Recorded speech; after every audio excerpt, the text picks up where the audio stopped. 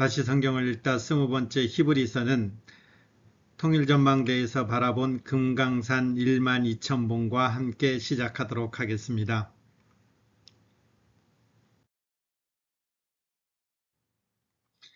자, 히브리서는 누가 지었느냐 했을 때에 히브리서 내용 중에는 저자가 나오지 않습니다. 그래서 히브리서는 저자 미상 이렇게 되어 있는데 어떤 사람들은 바울이다 그러고 바나바다 그러고 아볼로다 그러긴 하는데 여러 내용적인 면이나 그 다음에 과거 유대인들이 보았던 어떤 문서들 이런 근거로 해서 바울을 주장하는 사람들이 많습니다. 저 역시도 학교 다닐 때 히브리서 저자는 바울이다 이렇게 배웠습니다. 그러나 본문 속에서는 이 저자가 누군지 명확히 드러나지는 않습니다. 그리고 수신자, 이 저자가 누구에게 썼느냐라고 했을 때에 수신자도 물론 명확하게 드러나지 않습니다. 우리가 바울의 서신서를 보면 누구에게 편지를 쓴다 이런 표현들이 있지만 이 히브리서는 명확하지 않습니다. 그럼에도 불구하고 수신자를 유추해 볼 수는 있습니다. 그 내용들을 가지고. 그래서 히브리서를 쭉 한번 유추해 보면 이 히브리서 내용들은 거의 구약의 내용들입니다. 구약의 내용들을 가지고 와서 구약을 인용해서 썼습니다. 그리고 복음을 받아들인 사람들입니다. 그래서 이 히브리서의 수신자는 구약에 익숙한 그리스도인, 구약에 익숙하다 그러면 유대인들을 주로 말하겠죠. 그래서 유대인 그리스도인 이렇게 추측하고 생각하고 있습니다. 그렇다면 이 유대인 그리스도인들이 지금 상황이 어떤 상황이냐라고 했을 때에 본문을 하나하나 찾지는 않지만 복음을 들었지만은 구원을 등한히 여기고 복음에 대한 헌신이 약화되었던 바로 그 사람들입니다. 심지어 하나님으로부터 돌아선 자들도 있었고요. 믿음의 초보다 이렇게까지 성경은 기록하고 있습니다. 그러니까 복음을 들었지만은 그 복음에 대한 헌신도 약해지고 믿음도 약해지고 그리고 믿음의 초보에 머무르는 사람들, 이 유대인 그리스도인들에게 쓴 편지, 서신서 이렇게 되겠죠. 그러면 여기서 하나만 더 확인하고 가겠습니다. 왜 이 사람들이 복음을 받아들였으면 그 복음의 첫사랑 감격이 있을 건데 왜 그게 흐지부지 되었느냐라는 것이죠. 이 히브리서는 그 내용들이 많이 나옵니다. 먼저는 고난 때문에 그렇습니다. 이 고난이라는 것은 초대교회 성도들에게는 누구나 있었습니다. 대부분이 이 고난으로부터 멀리 가지 못했습니다. 특별히 요즘 이제 저희들이 매일 성경 가지고 큐티할 때에 이 요한계시록을 묵상하고 있는데 요한계시록의 성도들은 정말 고난이 심했죠. 이 히브리서 성도들도 역시 외부로부터의 심한 핍박으로 인해서 고난이 극심한 때입니다. 이 외부로부터라는 것은 어떤 로마 제국으로 인한 그런 어떤 핍박도 될 수 있고 그리고 유대인들로 인한 어떤 핍박들도 될 수 있을 것입니다. 그리고 예수님이 승천한 이후에 30여 년 정도가 지나면서 믿음의 전투에서 피곤하고 지친 일들이 나오게 되는 것이죠. 우리가 성도들을 이렇게 신방해 보면 이 믿음을 떠난 사람들이 여러 가지가 이유가 있지만 그 중에 이런 경우들이 참 많습니다. 많이 기도를 하고 하나님 앞에 매달렸는데 하나님이 응답이 없는 것입니다. 답변이 없는 것입니다. 그랬을 때에 하나님을 내가 믿을 수 있는가? 하나님이 진짜 살아계신가? 여러 가지 회의가 적게 되는 것이죠. 그러니까 예수님은 부활 승천하시면서 다시 오신다 그랬는데 30여 년이 지나다 보니까 이런 부분들이 흐지부지 되고 과연 예수님이 살아계시는가? 우리가 믿는 예수님이 진짜인가? 이런 생각들을 하게 되는 것입니다. 그러다 보니까 자연히 그들이 어디에 관심을 갖는가요? 예전에 믿었던 유대교에 미련을 두게 되는 거죠. 그래서 구약의 제사법, 음식법들을 수용하기도 하고 이런 어떤 율법을 지켜야 되는 이런 어떤 과거의 어떤 모습들 이런 것들에 대해서 회귀하는 그런 모습들을 보이기 시작하는 거죠. 긴 시간 동안 지나면서 예수님은 다시 오시지 않고 그리고 로마 제국으로부터 인한 핍박 그리고 유대교로부터 인한 어떤 교리적인 갈등 이런 것들이 있는 상태 속에서 우리가 그럼 예수를 제대로 믿는 것이 맞는가? 우리가 율법을 지켜야 되지 않는가? 이런 어떤 상황 가운데서 그들은 복음을 들었지만 구원을 등한시 여기고 그리고 하나님으로부터 돌아선 자들 이런 자들까지 이렇게 생기면서 이 서신서는 믿음의 초보다 이렇게 진단하면서 이 글을 쓰게 되는 것이죠. 그렇다면 이제 우리가 당연히 우리는 이 질문을 하게 되는 것이죠. 해결점이 뭐냐라는 것입니다. 이러한 사람들에게 이것은 우리에게도 역시 마찬가지인 것입니다. 우리가 시간이 지나면 우리가 항상 주님의 그 구원 복음 안에서 마음이 뜨겁고 열정적이고 막 신앙생활 할 때 찬송을 부를 때마다 뜨거워지고 말씀을 대할 때마다 은혜가 되고 막 이렇지 않잖아요. 어떤 때는 무너지고 쓰러지고 어떤 때는 회의해졌고 하나님은 왜 내 기도에 응답해 주지 않는가 이런 갈등 가운데 펴들 때가 우리도 많잖아요. 그럼 여기에 대한 대답이 뭐냐라는 거죠. 오늘 히브리서는 이렇게 대답하고 있습니다. 그리스도를 재확인하는 것. 예수 그리스도가 누구냐? 이것에 대해서 제대로 알고 제대로 인식하고 제대로 고백한다면 여기에서 많은 경우들에 있어서 해결책은 보인다라는 것입니다. 그리고 역설적으로 답은 이거밖에 없다라는 것입니다. 예수 그리스도가 누구냐? 이거밖에 답이 없다라는 것입니다. 그래서 히브리서는 이 예수 그리스도를 소개합니다. 근데 소개하는데 이 대상이 누구라고요? 유대인 그리스도인이기 때문에 구약 성경을 가지고 예수 그리스도를 소개하게 되는 것이죠.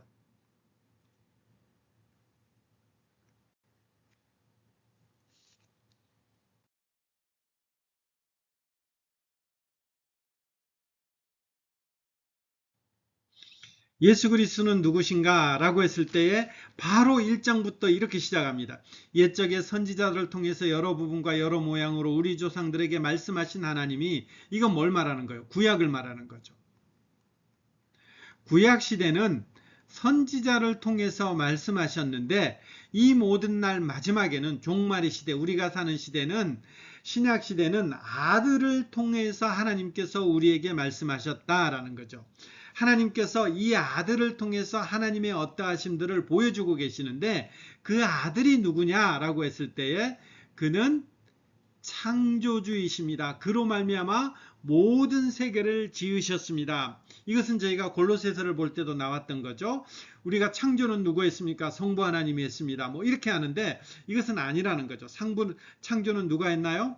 성부, 성자, 성령 하나님, 삼위 하나님의 사역입니다. 우리는 이렇게 고백하게 되는 것이죠. 그러니까 이 예수님이 누구시냐라고 했을 때 그분은 창조주시다라는 거죠. 그리고 이 유대인들에게는 끔찍한 표현을 쓰죠. 유대인들은 성부 하나님, 이분을 모독하는 것에 대해서 굉장히 조심스러워서 하나님이라는 이름도 못 부르잖아요.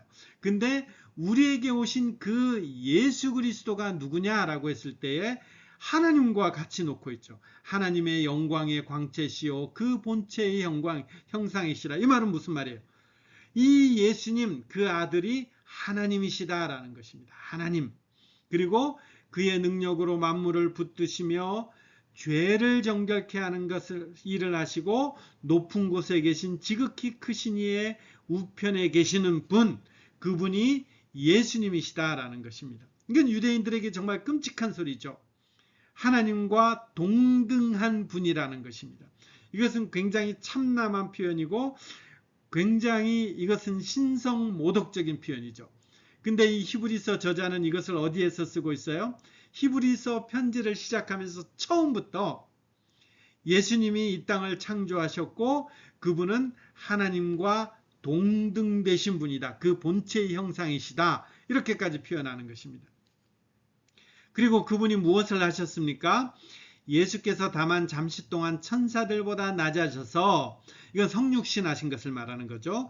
죽음의 고난을 당하심으로 영광과 존귀의 면류관을 받아 쓰신 것을 우리가 봅니다. 우리는 알고 있다라는 것입니다. 이런 예수님인데 하나님과 동등된 하나님이신 그분이신데 잠시 동안 성육신 하셔서 죽음의 고난을 받으셨다는 것입니다. 근데 거기서 끝나는 것이 아니라 이 죽음의 고난 이후에 영광, 존귀의 면류관을 쓰신 그분이라는 것입니다. 왜 그렇게 하셨습니까? 그는 하나님의 은혜로 모든 사람을 위하여 죽음을 맛보셔야만 했습니다. 그는 죽으셔야만 했던 그분이시라는 것입니다. 왜 그렇습니까? 라고 했을 때에 하나님께서는 만물을 창조하시고 만물을 보존하시는 분이십니다.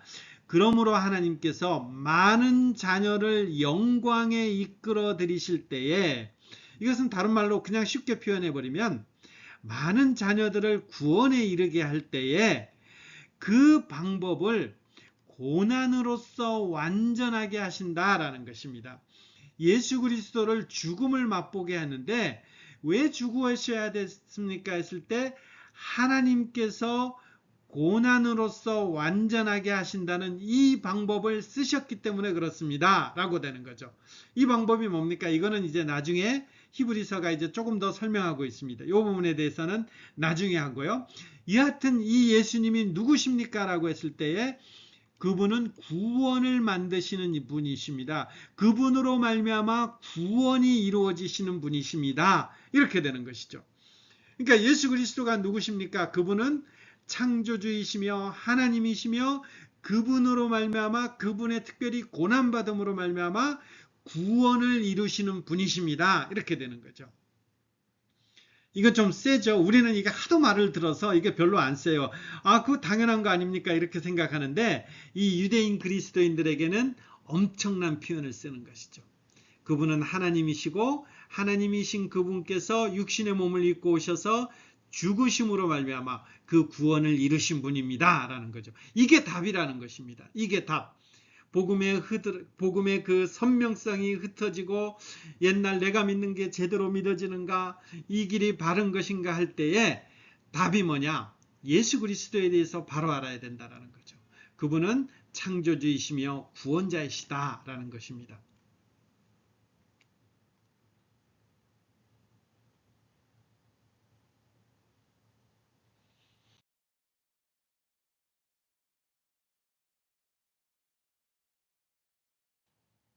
자, 이제 본격적으로 그러면 이 예수님이 어떻게 구원자가 되셨습니까? 이 부분에 대해서 길게 설명해요.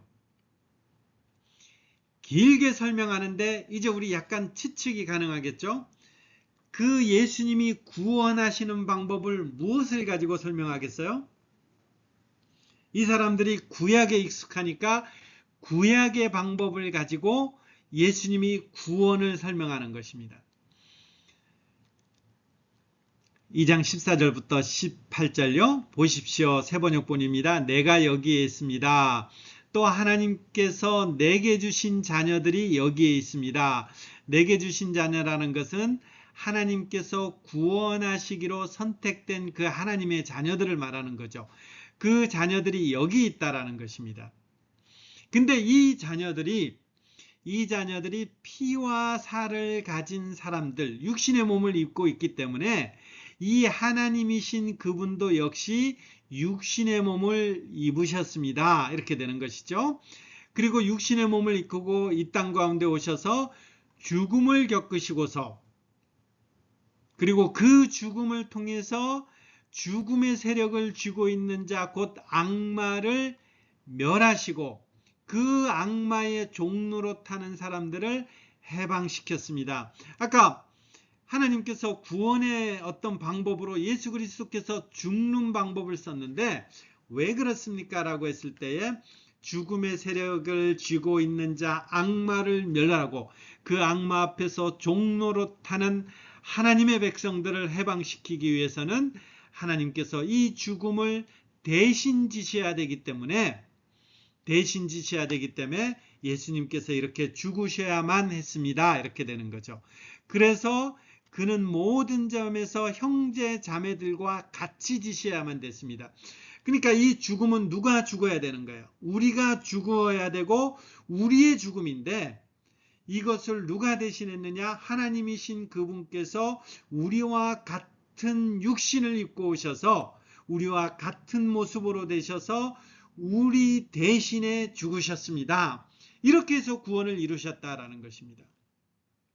근데 이 방법을 어떤 예를 들어서 썼느냐 하면 그것은 구약시대 대제사장을 가지고 지금 설명하는 것입니다. 대제사장이 되는 방법을 통해서 백성의 죄를 대신 갚는 것입니다. 백성의 죄를 대신 갚는 것입니다.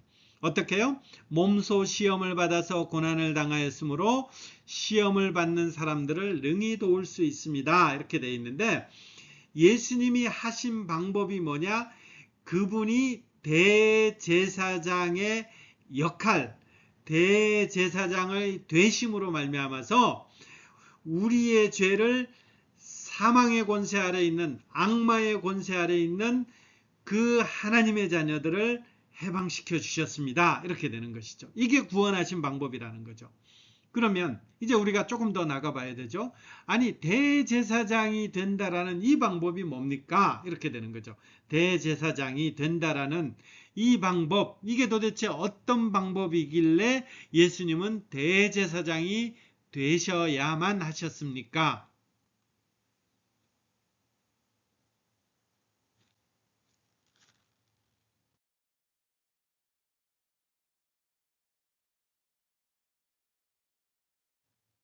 이 대제사장과 관련해서는 후반부의 8장, 그 다음에 그 앞선 장들 보면 이 대제사장과 관련해서는 이 표현을 쓰는 것입니다. 단번에 영원히, 단번에 영원히. 9장, 8장 이렇게 보면, 일단 9장으로 보면요. 영원히, 단번에, 그 다음에 10장에도 보면 단번에 영원히, 이런 표현들이 이제 많이 등장합니다. 여러분들이 나중에 한번 찾아보시기 바랍니다. 이 대제사장으로서 예수님이 하신 역할이 뭐냐면 단번에 영원이라는 것입니다. 이 말이 무슨 말인데요? 성경 한 구절 보시면요. 9장 11절 12절 그리스도께서 장래 좋은 일이 대제사장으로 오셨다. 이게 아까 말씀하신 거죠. 그리스도께서 오셔서 하신 역할이 이 성도들이 구약에 익숙하기 때문에 그 구약 시대의 개념을 가지고 설명하는데 그 구약 시대의 그 사람들의 익숙한 대제사장이 지금 예수님이 바로 이 대제사장으로 오셨다라는 것입니다. 그분이 이 땅 가운데 오셔서 하신 일이 뭐냐? 염소와 송아지에 피로 하지 아니하였다. 그러면 염소와 송아지에 필요한 사람들은 누구예요? 구약시대 대제사장이 되는 거죠. 구약시대 대제사장은 이 백성들의 죄를 가지고 염소와 송아지의 피를 가지고 하나님 앞에 나아갔다라는 것입니다. 왜요? 이 사람들의 죄는, 모든 사람들의 죄는 피로서만, 죽음으로서만 해결되는 것이기 때문에 그 염소와 송아지의 피를 갖고 가면서 하나님 앞에서 그 구원의 긍휼을 받았다라는 것입니다.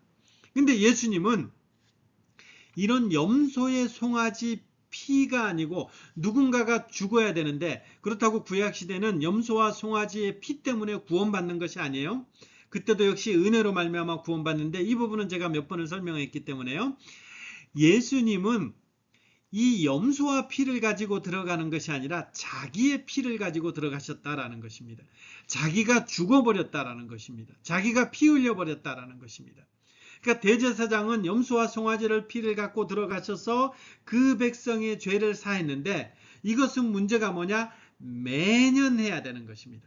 근데 예수님은 이 대제사장의 역할을 가지고 이 성소 안에 들어가는데 자기가 죽어버렸다라는 것입니다. 그리고 이 피의 효과는, 이 염소와 피는 매년마다 하나님의 제사를 드려야 되는데 이 예수님의 피는 한 번만 드리면 되고, 이 한 번의 드림으로 말미암아서 영원한 제사함을 얻게 된다라는 것입니다. 그 예수님이 하신 일이 바로 이 성소에 들어가는 이 일을 하게 되는 것이죠. 이건 구약시대 백성들에게는 너무나 익숙한 것입니다. 그들은 죄를 사하기 위해서 대제사장이 1년에 한 번씩 그 지성소 안에 들어가서 하나님 앞에 그 긍휼과 은혜와 죄사함을 받는 것입니다. 이것을 매년 해야 되는 것입니다. 근데 예수님은 그 십자가에 달리신 그 죽음, 그 흘리신 피로 말미암아 성소에 들어가셨는데, 그 예수님의 피는 매년 해야 되는 것이 아니라 단번에 영원한 속죄를 이뤘다. 이렇게 설명하고 있는 것입니다. 이것이 이제 히브리서를 받는 성도들에게 이 사실을 한번 주목해 보라는 것입니다. 예수님이 대제사장으로서 하신 일,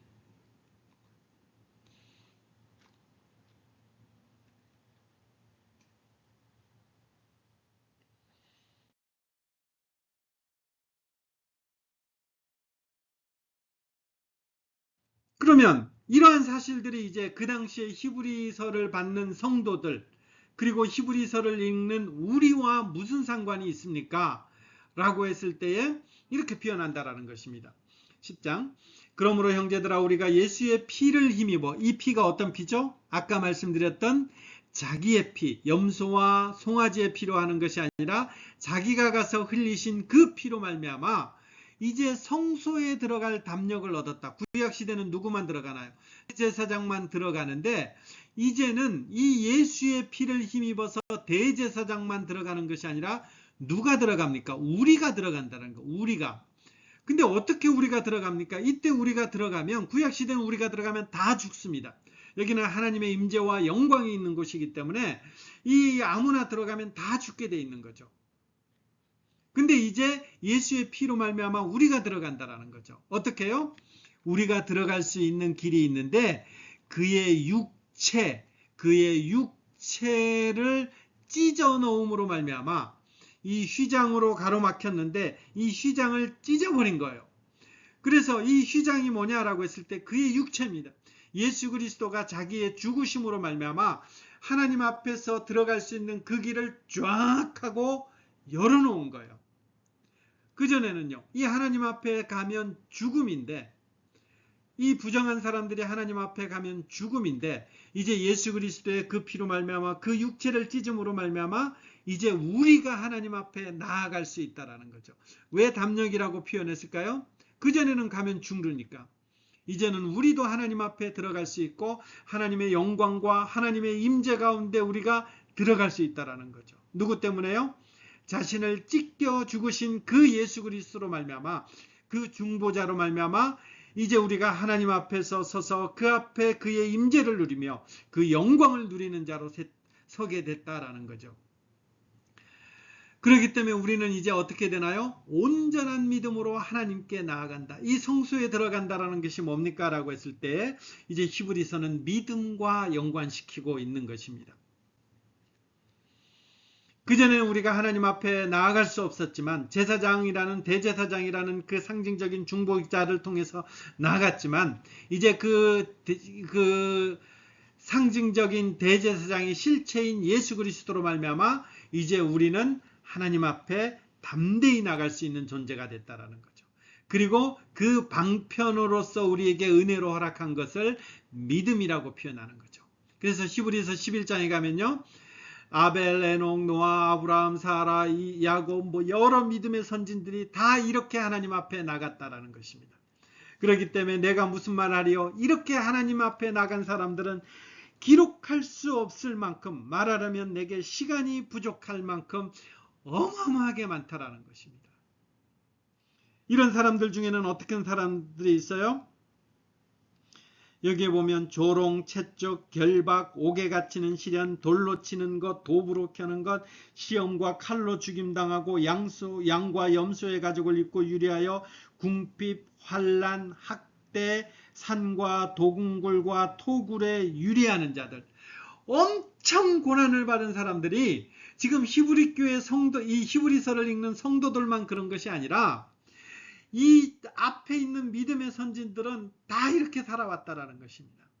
우리만 고난받는 것이 아니라, 우리만 힘겨워하는 것이 아니라 수많은 믿음의 선조들은 이렇게 고난받고 조롱받고 채찍질받고 죽으면서도 그들은 이 예수 그리스도로 말미암아 얻은 이 은혜를 따라서 믿음으로 고백하며 어떤 때는 견디고 어떤 때는 감당하고 어떤 때는 승리하고 그러면서 어떤 때는 죽임당하고 그러면서 여기까지 그렇게 걸어왔다라는 거죠. 이런 사람들이 얼마나 돼요? 이것을 말하려면 시간이 부족하다라는 것입니다. 그리고 이런 사람들은 세상이 감당하지 못한 사람들, 이 세상이 감당하지 못한 사람들이 너무나 많다라는 것입니다.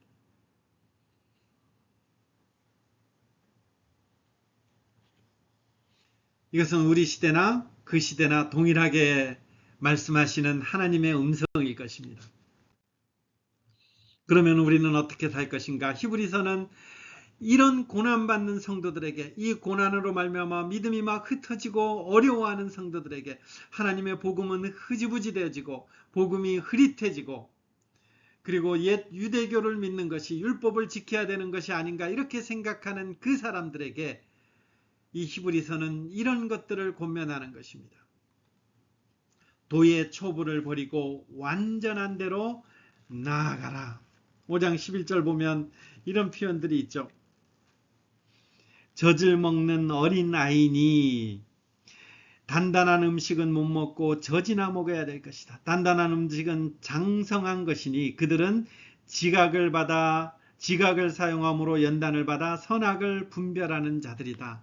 그러니까 조그만 시험에도 넘어지고 쓰러지고, 누가 뭐라 그러면 예수님 욕하고, 누가 뭐라 그러면 교회 속에서 분란을 일으키고, 이런 것들이 아니라 단단한 선악을 분별할 수 있는, 어떤 방법으로요? 그 고난을 통해서, 연단을 통해서 이제는 선악을 분별하는 자들이 되는 거죠. 그래서 옛날에는 조그만 요런 말에 대해서, 나를 흉보는 조금 말에 대해서 넘어지고 쓰러졌는데, 이제는 그런 것에 대해서 견디어낼 수도 있고, 그리고 악을 분별할 수도 있고 선을 행할 수도 있는, 이런 완전한 도의 초보를 버리고 완전한 대로 나가는 것입니다. 완전한다는 것은 하나님의 선한 뜻들이 이루어지는 그곳 속에서 이제 나아가라라는 것입니다. 제발 그 옛날 이유식 먹던 우유 먹던 그 습관에서 이제는 벗어버리고, 이제는 돌멩이도 씹고 밥도 씹고 이렇게 좀 나아가라라는 것입니다. 온전한 믿음으로 하나님 앞에 나아가라. 그리고 믿음의 선진들처럼 인내로서 당한 경주를 하며 믿음의 주요 또 온전케 하시는 이인 이 예수를 바라보라라는 것입니다. 어떤 예수요?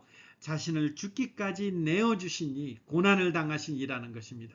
근데 여기에 독특한 표현 하나 있죠. 이 예수님을 믿는 사람들이 이 고난을 뭐라고 표현해요? 당하다라는 것입니다. 당한 경주를 하며 믿음의 주요 온전케 하는 이를 예수를 바라보라. 이렇게 좀 나아가라는 것입니다. 그랬을 때에 고난받는 자들은 의와 평강의 열매를 맺는다. 이 당한 경주를 하는 결과들이 뭐냐? 의와 평강의 열매를 맺는다라는 것입니다. 그리고 이런 속에서 성도가 이른 곳이 어디입니까? 너희가 이른 곳은 시온산과 살아계신 하나님의 도성인 하늘의 예루살렘과 천만 천사와 하늘에 기록된 장자들의 모임, 이런 곳에 이제 우리는 보장받은 자들이라는 것입니다.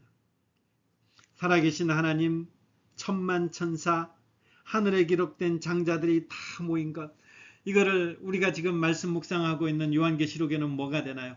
새 하늘과 새 땅에 선 새 예루살렘으로 표현하고 있는 것입니다. 우리는 그곳에 단장된 신부 새 예루살렘으로 우리는 그곳에 서게 되는 것입니다. 그곳에 완전한 모습으로 설 때까지 지금 우리는요, 믿음의 선진들처럼 당한 경주를 하며 믿음의 주요 온전케 하시는 이를 이인 예수를 바라보며 나아가는 것입니다. 그리고 하나님께 기뻐하시는 제사를 드리고 찬송의 제사를 드린다. 여러분, 이거 참 많이 오해하는 것 같아요. 기뻐하는 제사하면 번뜩 무슨 생각 들어요? 아, 예배 잘 드려야 되겠구나, 이렇게 생각하는데, 물론 그것도 포함하지만 히브리서는 이렇게 표현합니다. 13장 16절 보면요, 오직 선을 행함과 서로 나누어 주기를 잊지 말라. 하나님은 이 같은 제사를 기뻐하는다. 선을 행하는 것, 서로 나누어 주는 것, 이것이 제사라는 것입니다. 13장에 보면 형제 사랑하기를 계속하고 손님 대접하기를 잊지 말라. 너희와 함께 갇힌 것 같이 갇힌 자를 생각하고 학대받는 자들을 생각하고 결혼을 귀히 여기고 침소를 더럽히지 말고 음행하는 자들과 간음하는 자들을 그렇게 하지 말고 돈을 사랑하지 말고 족한 줄 여기고, 이런 것들이라는 것입니다. 서로 돌아보아 사랑과 선행을 격려하고, 이런 것들이 뭐라는 거예요? 믿음의 주요 온전케 하시는 이인 예수를 바라보면서 완전하게 나아가는 삶의 모습들이라는 것입니다. 그리고 이것들은 하나님이 기뻐하시는 제사라는 것입니다. 하나님을 믿는 사람들이 요즘 시대 속에서 참 많이 욕먹고 있죠. 근데 교회에서는 거룩하게 예배드리는 이 모습으로 등장하는데 성경은 절대 그렇지 않습니다. 하나님 앞에 예배 드리는 것, 공적인 예배 드리는 것 못지않게 그렇게 살아가는 것, 이것을 굉장히 귀히 여기고 당연하게 여기는 것이고 그것을 하나님의 기뻐하시는 제사다 이렇게 표현하는 것입니다. 이 표현을 로마서는 어떻게 표현하죠? 12장에 보면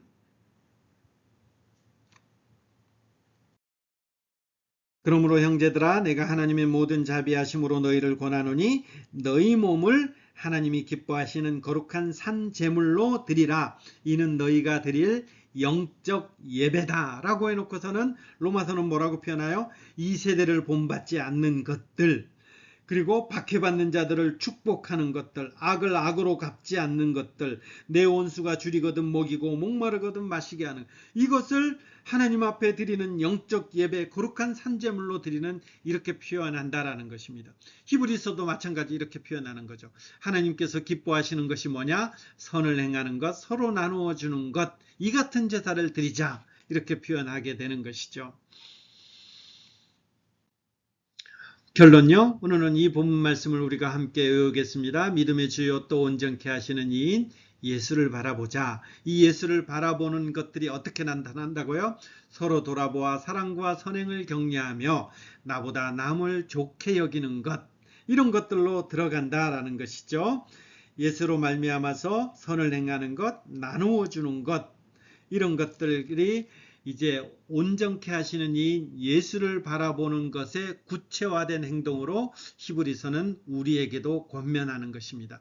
오늘 하루, 그리고 이 한 주, 그리고 남은 평생 믿음의 주요 온전케 하시는 이 예수를 바라보는 그 삶의 여정이 여러분 가운데 넉넉히 임하기를 기원하며 그리고 축복합니다.